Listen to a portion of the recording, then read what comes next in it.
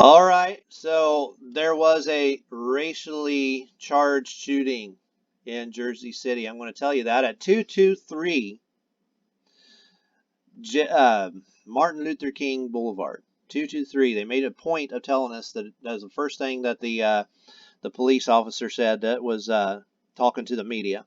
He made that a point, right, and you could tell he felt a little uncomfortable. If you pay attention to his facial expressions, he looked just a little awkward while he was trying to explain or say the word 223, because I think he had some idea that that meant something, you know. And exactly who knows what is always a little confusing. But there's no doubt that the people who did this shooting were sending a message. But the important thing is don't get caught up in the disinformation that somebody like Zach is going to tell you, that they're going to tell you, oh, this is the Freemasons and the Illuminati. That is not what's going on. And I'll show you, okay? Right here, you will see that it is definitely contrived, okay? You had the microphone Telemundo in the officer's face while he's given the press report, okay? And it matches with the shooting, okay? 109, 109, 44, 44. Of course, shooting is 44. All right, yeah, I already said that. What was the other one? Kill is 44. So yeah, so obviously that matches 109, 44, 107, or 37. Here we go. Those two match. And then it happened at Jersey City, which is 139. But then they have this interesting story here that ties it together. And if you don't understand why they put this story in here, you're not going to understand what this is really about. Okay? Because you got to ask yourself, why would they say this? Okay, Jersey City shooting. New York Jets, Quincy Enunwa locked down while visiting school, agent says. Why even make a story about that? Well, there is a reason. Okay, this is a racial thing. They're trying to tell you that this was a racial shooting, and they code it so that it doesn't cause more people to act in the same way. But look, okay, so you got the New York Jets. New York is, the North, okay? And Quincy, like John Quincy Adams, like the founding of the country, versus the South, Atlanta Falcons, okay? It's North and South. Now you have Brett Davis, who gave us the story.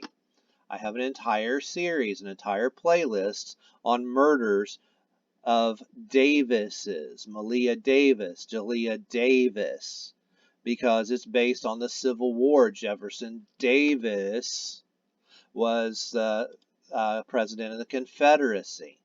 You understand? And, pretty obvious that they coded it. I mean, here's your pi number right here, 314.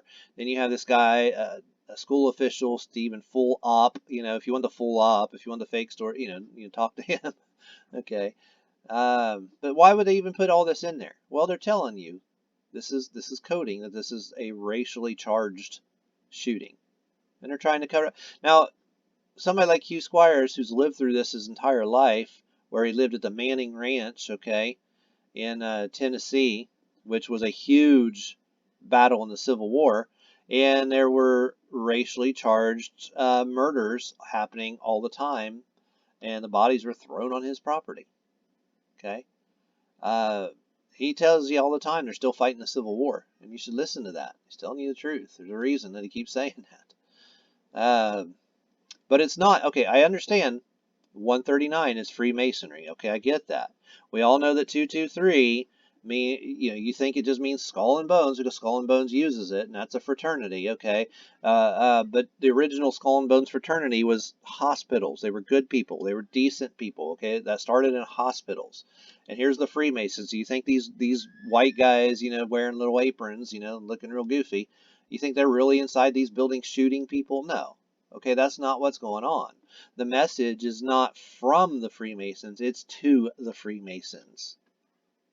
Metaphorically, it's to the people and the founders like John Quincy Adams. Think about how rare a name Quincy is to begin with. Okay, why do you think they used that in this story? Now, I don't think he was set up ahead of time. I think they just found it, or maybe he wasn't even there and they just created this part of the story to explain it. I don't know. But he may have been there and they just conveniently used him to code the story. I don't know. But my suspicion is so that they don't tell everybody that there's a big racial battle still going on, which will just cause more of it. That would be my guess. Okay. But Hugh will probably have more information about it. You want to learn more about how this stuff happens. As soon as I find out more information from him, I'll add it to the notes. So, well, thanks for watching. Please like, share, and subscribe.